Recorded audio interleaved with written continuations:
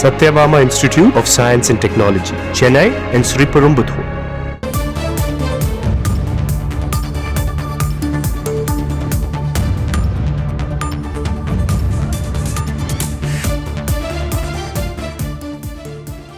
தமிழக வெற்றி கழகம் சார்பில் தலைமை ஒழுங்கு நடவடிக்கை குழுக்கள் நியமனம் செய்யப்பட்டிருக்கிறது. இது தொடர்பான முழு விவரங்களோடு இணைகிறார் நமது செய்தியாளர் மணிகண்டன்.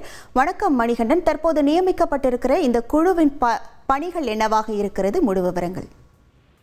வணக்கம். ஒவ்வொரு கட்சியிலுமே அந்த கட்சியுடைய கொள்கை, கோட்பாடுகள் மற்றும் குறிக்கோள்கள் ஆகியவற்றை மீறி எதிராக செயல்படும் நபர்கள் மீதும் நிர்வாகிகள் மீதும் நடவடிக்கை எடுக்க தலைமை ஒழுங்கு நடவடிக்கை குழு என்பது நியமிக்கப்படும். அந்த அடிப்படையில தமிழக வெற்றி கழகத்துக்கான தலைமை ஒழுங்கு நடவடிக்கை குழு மற்றும் மண்டல ஒழுங்கு நடவடிக்கை குழு நிர்வாகிகள் குறித்த விவரங்கள கட்சியுடைய தலைவர் வெளியிட்டிருக்கிறார்.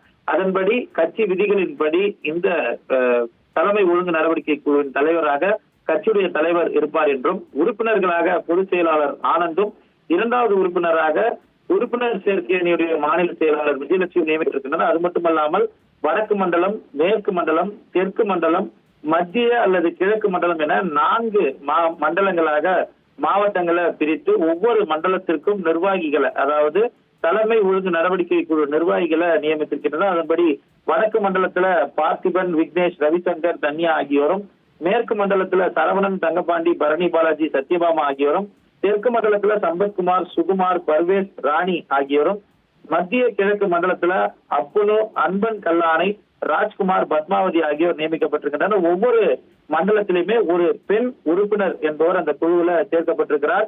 ஒவ்வொரு மண்டலத்திலும் 8 to 9 மாவட்டங்கள் இருக்கிறது. இந்த ஒழுங்கு நடவடிக்கை குழு தங்களுக்குரிய மண்டலங்கள்ல கழக நிர்வாகிகளும் தோழர்களும் கழக கட்டுப்பாட்டை மீறி கொள்கைகள், கோட்பாடுகள், குறிக்கோள்களுக்கு எதிராக செயல்பட்டால் அவர்கள் மீது கழக விதிகளின்படி உரிய நடவடிக்கைகளை தலைமை ஒழுங்கு நடவடிக்கை குழுவின் வழிகாட்டுதலின் அனுமதியின் பேர்ல மேற்கொள்ளும் என்பதை இந்த அறிவிப்பின் மூலமாக தெரிவித்துக் கொள்வதாக தமிழக வெற்றி கழக தலைவர் விஜய் அறிக்கை வெளியிட்டிருக்கிறார்.